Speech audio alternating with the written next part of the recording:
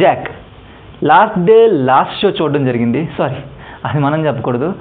First day last show చూశాను and ఆ షోతో ఇంక చాలు అనిపించింది నాకు.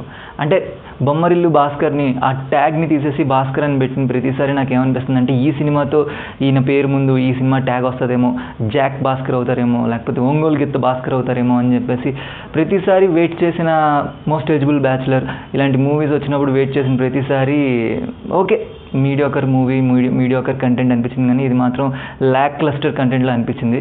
ఫస్ట్ ఆఫ్ ఆల్ నాకు నచ్చని విషయాలే చాలా ఉన్నాయన్నమాట. VFX very poor. ఆ ట్రైన్ సీక్వెన్స్ కావచ్చు, అలాగే హైదరాబాద్ అని చూపించిన ప్రతిసారి యాక్టర్స్ వెనకాల ఉన్నది గ్రీన్ మ్యాట్ అని క్లియర్గా సినిమాకి కొత్తగా పరిచయం అవుతున్న మనిషికి కూడా క్లియర్గా అర్థమైపోయే విధంగా ఉంది ఆ గ్రీన్ స్క్రీన్ అనేది. సో అవి పక్కన పడేస్తే డబ్బింగ్ నాన్ సింక్ ఉంది. బ్రహ్మాజీ గారి లిప్ అయితే క్లియర్గా తెలిసిపోతుంది. ఆయన ఒరిజినల్ వాయిస్లో పెట్టే ఎనర్జీ కూడా ఈ సినిమాలో పెట్టలేదు అనిపించింది. అండ్ సిద్ధు బాయ్ కూడా అక్కడక్కడ లిప్ సింగ్ మిస్ చేసినట్టు అనిపించింది. అండ్ హీరోయిన్ అయితే ఏదో ప్యాడింగ్కి లేకపోతే హీరోకి హీరోయిన్ ఉండాలి కదా అన్నట్టు పెట్టిన క్యారెక్టర్లా అనిపించింది తప్ప క్యారెక్టర్ డెవలప్మెంట్ లేదు, దానికి ఒక ఆర్క్ లేదు.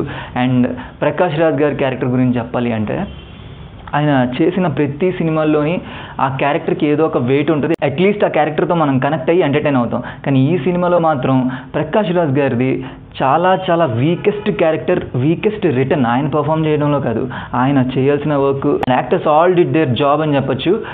అండ్ ఇంకొకటి నాకు ఎక్కడ కొట్టిందంటే డీజే టిల్లు ట్రేసెస్ ఇంకా పోలేదనిపించింది నాకైతే. డైలాగ్ డెలివరీలో కావచ్చు, రాకుండా చూసుకున్నాను అని చెప్పేసి ఇంటర్వ్యూస్లో నేను విన్నాను, కానీ తెలియకుండా వచ్చేసిందేమో అన్కాన్షియస్గా. నాకైతే డీజే టిల్లునే కనిపించాడు. And background score is poor. Background score దగ్గర కూడా మనం అంత కనెక్ట్ అవ్వం.